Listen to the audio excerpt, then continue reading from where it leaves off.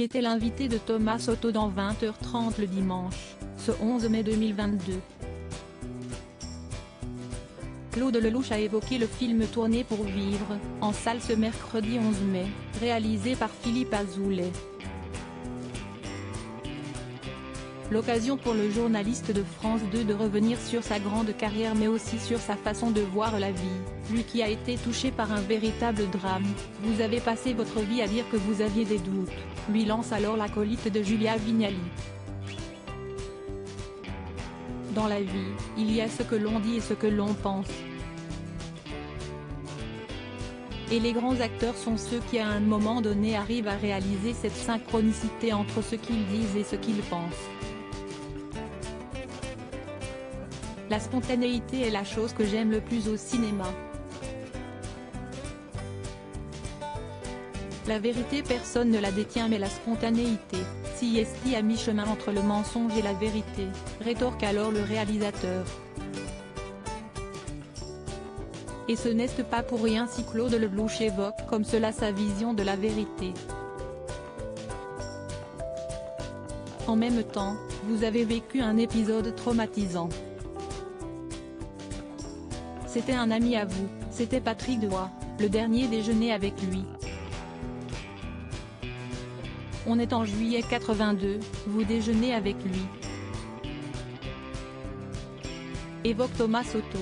Un souvenir douloureux pour le cinéaste, oui, on déjeunait ensemble, on préparait la vie de Marcel Cerdan et d'Edith Piaf. Il était heureux, fou de joie, fou de bonheur. Le matin on avait fait des prises de vue au bois de Boulogne.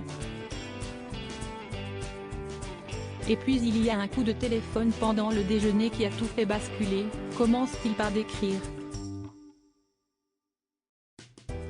Claude Lelouch, je ne savais pas qu'il allait mettre fin à ses jours et pour cause. Claude Lelouch se rappelle parfaitement de la dernière fois qu'il a vu Patrick Delloy. À un moment, il est venu vers moi et il m'a dit « Écoute, j'ai une petite urgence. »